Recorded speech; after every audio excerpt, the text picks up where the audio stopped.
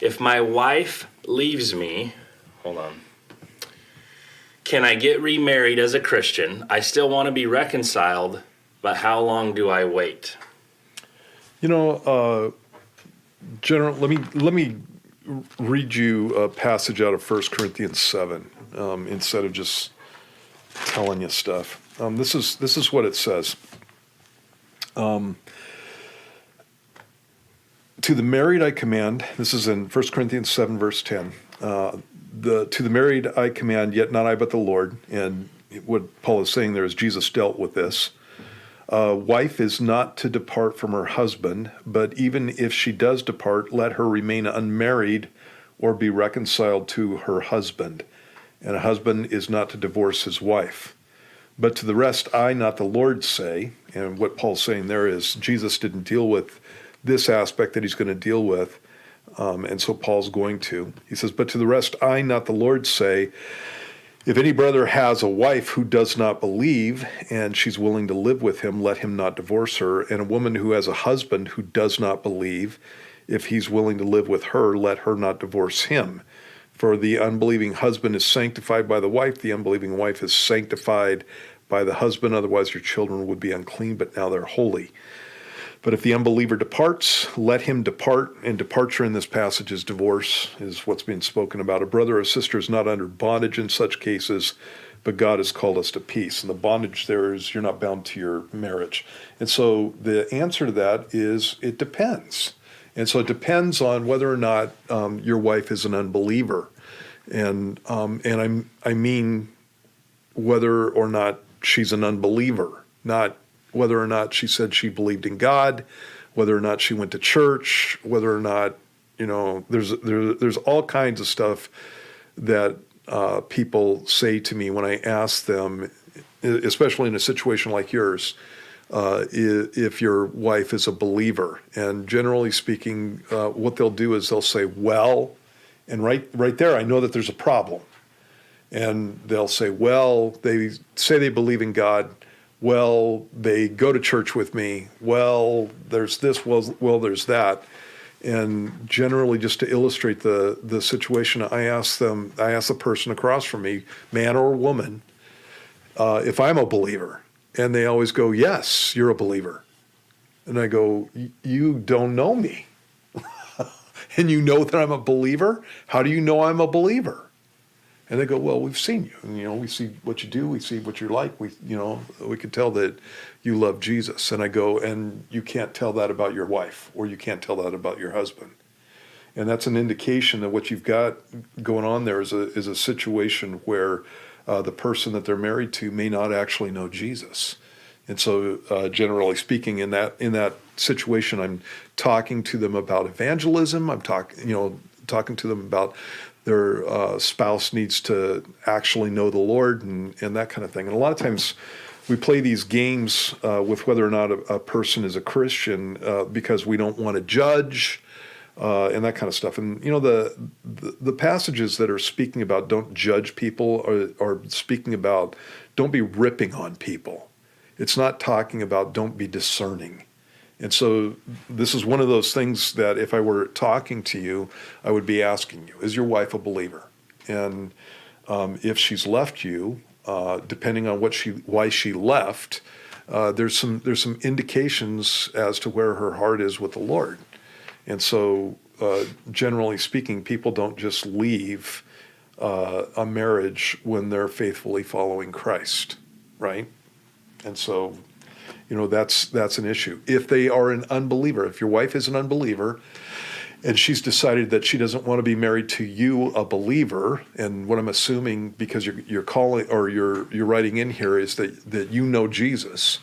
If your unbelieving wife has left you, then you're not bound to the marriage.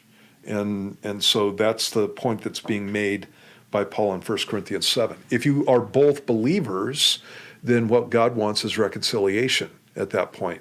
And so as it says in verse 11, even if she does depart, and again, that means divorce, let her remain unmarried, and that's how you know it's divorce, or be reconciled to her husband, and a husband is not to divorce his wife. And again, You have the term divorce in there. This whole thing is not talking about separation. It's talking about divorce.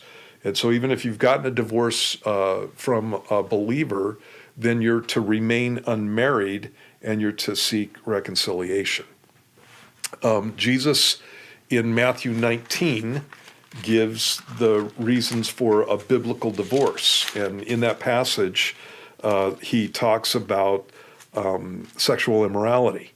And so the Pharisees come to him in verse 3 and say to him, is it lawful for a man to divorce his wife for just any reason? This is no-fault divorce that they're talking about. That's not something that just happened in the 60s. It's something that the Pharisees were into also. And Jesus said to them, have you not read that he who made them at the beginning made them male and female? There are only two genders and there are only two sexes. So, and they're the same thing, scientifically, just for all you people living in Washington. And said, for this reason, a man shall leave his father and mother. Again, there's those sexist terms, and be joined to his wife, and the two shall become one flesh.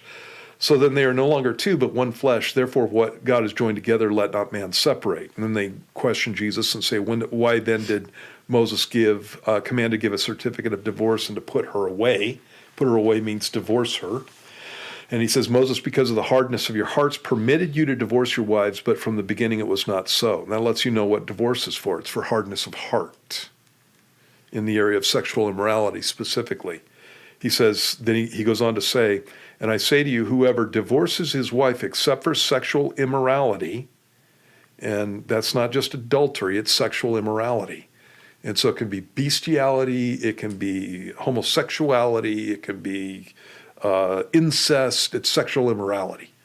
And marries another, if you divorce your wife except for sexual immorality and marry another, you commit adultery, and whoever marries her who is divorced commits adultery. And so that brings up the basis for a biblical divorce. God allowed divorce in the case of sexual immorality. And so if that's the reason for the divorce, then you're free to remarry. It's what Jesus is doing there is he's putting this whole thing on the same level as the death penalty. This is why divorce is allowed in cases of sexual immorality, because in those cases in the Old Testament, you wouldn't be asking if you could get a divorce, your wife would have been put to death.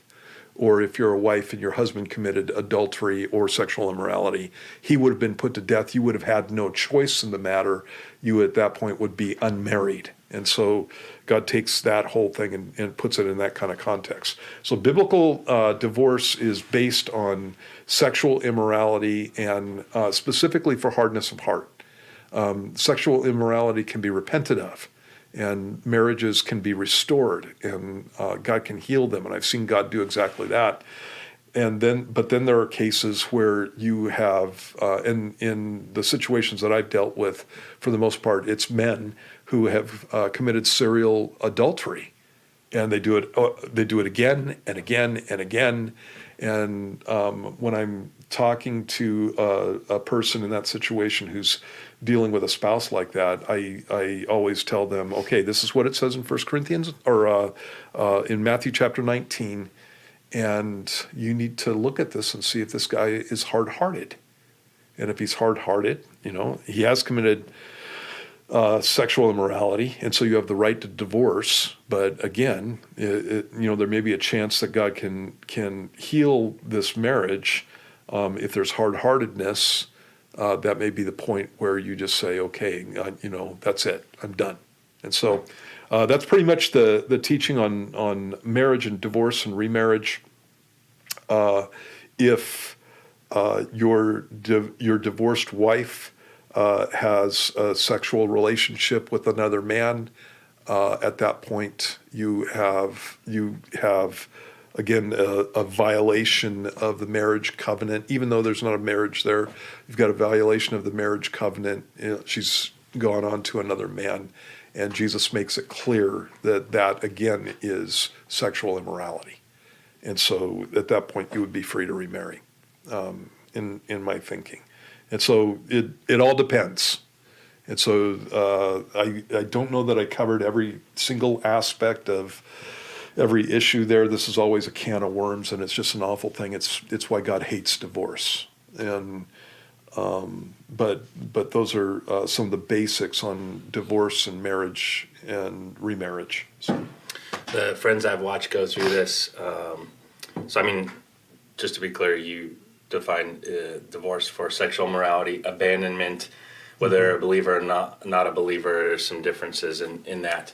For the how long do I wait part, one good advice or things I've seen from my friends is that they waited until the person got remarried, because at that point the sexual immorality has already taken place. But then you also have, it's like a divorce to get back. I mean, it's been violated so many ways that it's like at that point they felt that they waited as long as they could and then left at that point. Right, and that's actually biblical. And in Deuteronomy chapter 24, it talks about there that if a husband divorces his wife and she goes to another man and marries him, he's not to remarry her if she divorces him. And so, and again, it's because of just a tweaking of the marriage covenant is basically what God says there. So, right. yeah. All right. Hopefully that answers your question. Thanks for writing in.